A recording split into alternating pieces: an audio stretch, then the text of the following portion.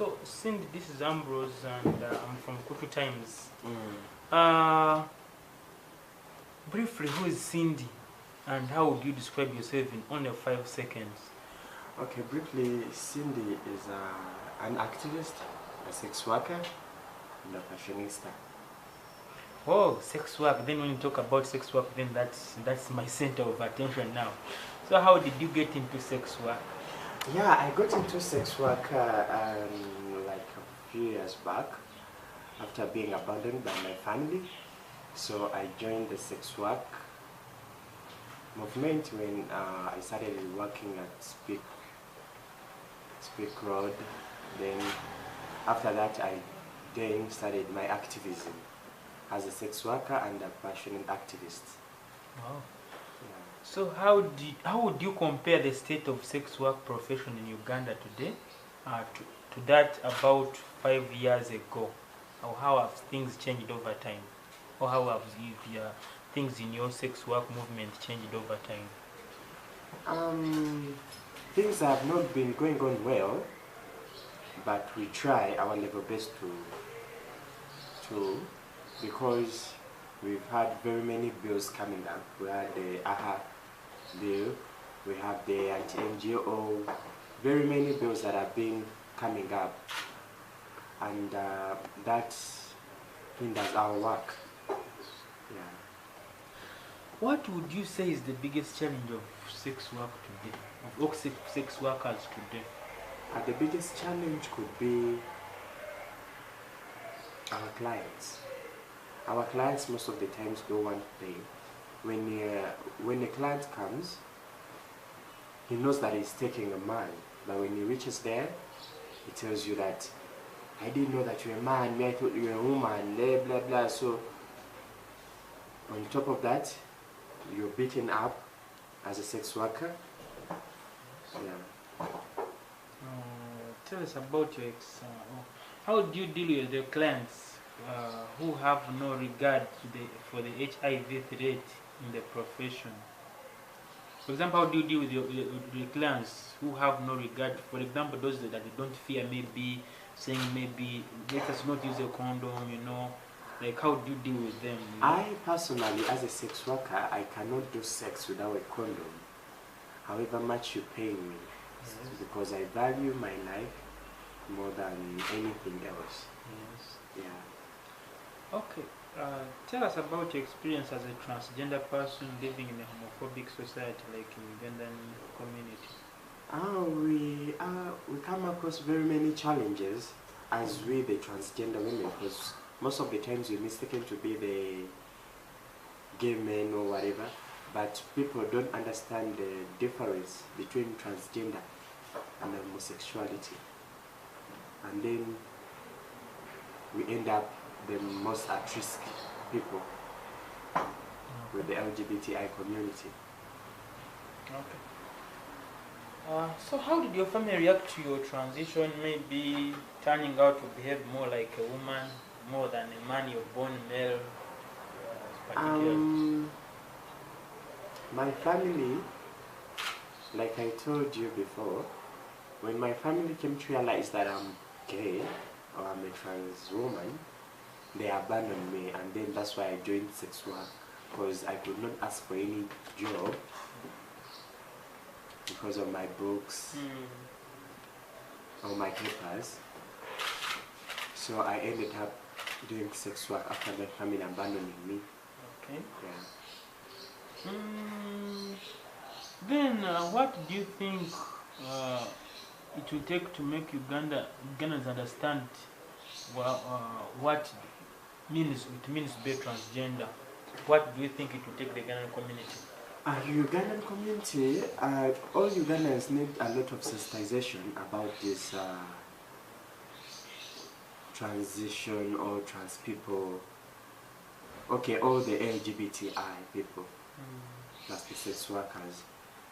They will need a lot of sensitizations to make them know that we're also human beings born in wrong bodies. Yeah. Okay. Tell us more about your life as a socialite and a fashionista. Okay, when I turn out to be a trans woman and a sex worker, that gives you more creativity as a sex worker, because every time you hit the road or the streets, you have to be stunning. And besides that, I love fashion as a person, because I grew up in a fashion world. All my parents are fashionistas, my family. So I ended up with fashion and working with very many coutures in fashion.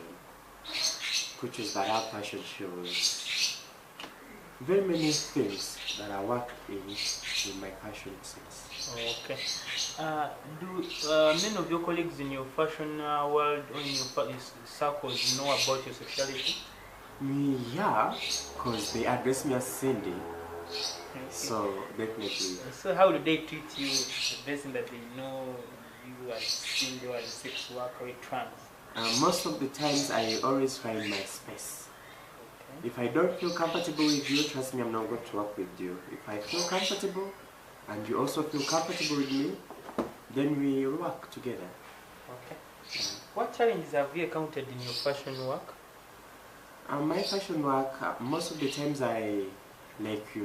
like I've told you, customers or people I work with, some of them are not coutures. So when he finds out that you're a couture, he doesn't want to work with you because of your sexual orientation. Okay. What are your future plans on your fashion projects? My future plans, I want to open up a boutique or a fashion world named Cindy Fashions. Yeah. Based on the fact that you are an activist, do you belong to organization? Yeah, I'm the founder of Action for Transgender Rights Initiative. Okay, what does that Action for Transgender Rights do?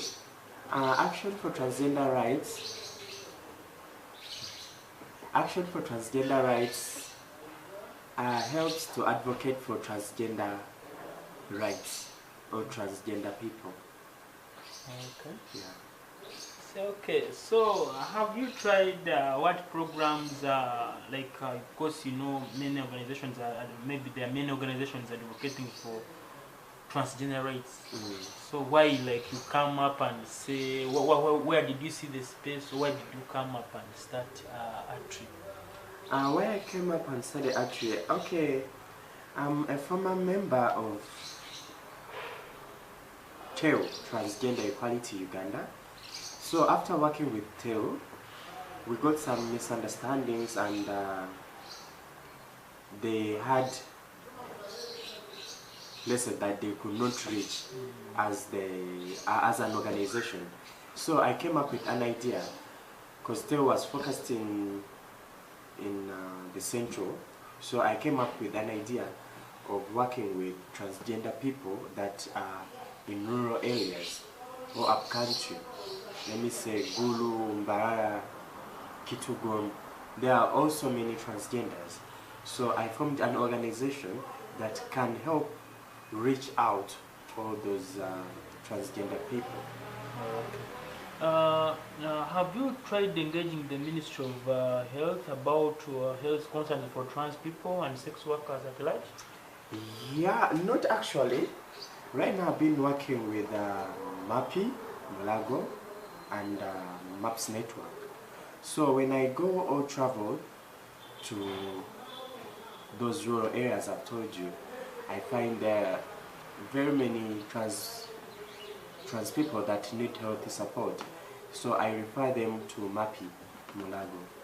Okay. Yeah. So what has, okay, you said you haven't engaged much with the government itself. Eh? Yeah. So what message do you have, what final message do you have for transgender, what final message do you have for the Ugandan community or any other person about embracing the rights of transgender people and the sex workers? What final message do you have for them? The final message could be, let people not be judgmental about others, because no one woke up and decided to be a trans or a gay or or a bisexual. So my final message could be, let people not be judgmental about others. Okay. Thank you, Cindy. Thank you very much. And blah blah religion. So I could not keep it. I told them that I'm a trans woman, and they told me, in our religion we don't believe in that, so you have to find your own space. So I ended up doing sex work. Yeah, but what I mean is that in their own job they met a lot of Kuchu and trans, didn't they? So they knew it was existing in a way. They can work with them, but they cannot have someone in the family. I don't know about that. If they used to see them as their customers. Because I assume so, because if they were in the fashion world, fashion has always been the same word. Yeah. In the past and now, like creativity, there is a lot of Kuchu and trans because they have creativity. So they are the ones who are bringing new ideas.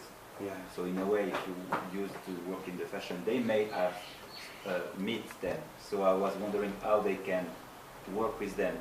But when it comes to having someone in the family, it's more difficult. I mean, their beliefs. You don't.